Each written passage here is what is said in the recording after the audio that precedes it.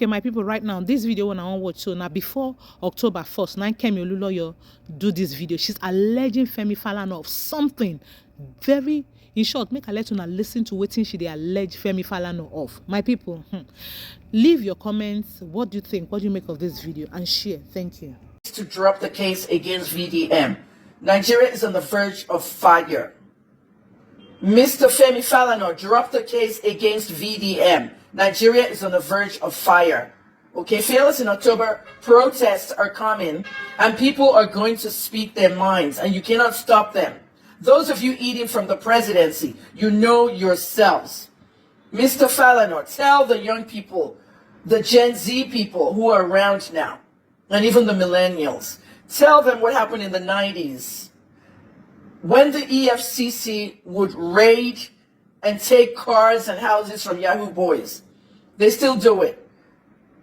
Cars and houses are the main things that the Yahoo boys had when they were raided. Mr. Falaana, we criticize the EFCC of selling the cars to the parastatals. Let me make that in simple English for people watching. Anytime the EFCC seizes cars, those cars are evidence of how you're going to prosecute the people you seize them from. Because some of those cars were purchased with the money they made, and some of those cars were Tokumbo cars that were literally brought to Nigeria after someone online. I did the story about the car theft ring in Canada in 2007. When these cars come in, Mr. Magu, former chairman of EFCC, was actually selling these cars to the other ministries. That's the parastatals. You seize a car from a Yahoo boy, you are now selling it to another government agency to be using it as official cars.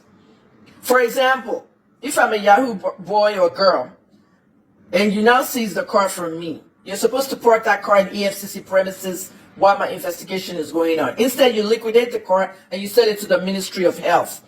For the employees to be riding around, doing business for the ministry, going to meetings. That is not how it's supposed to be. Mr. President Tinubu needs to crack down on all this.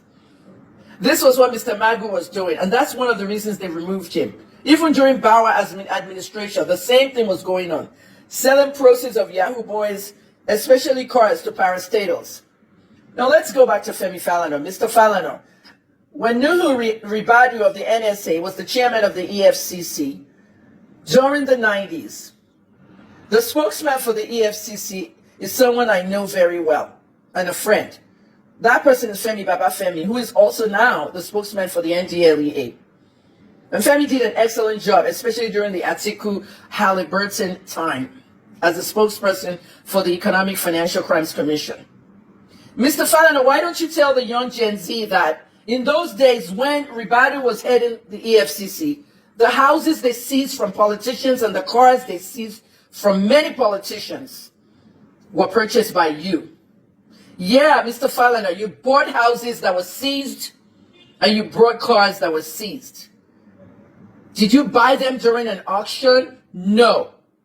Did you pay the EFCC to acquire those houses? Yes. So that you can resell them? Yes or no? Yes. You bought stolen goods or proceeds of stolen goods and you resold them, Mr. Falaana, and you call yourself a human rights lawyer. You see, there are journalists out here who know your background, and one of them is Kemi Lawrence, formerly Kemi Olunloyo. And the whole thing that the youth has to know is that journalism is a rough draft of history. History shapes the past and the future. The evils you have done, Mr. Falaana, in the past cannot be overlooked because you're part of the rotten system. You jump into every human rights case or any case where someone's been arrested by the president or by the totalitarian regimes, and you act as if you want to help them.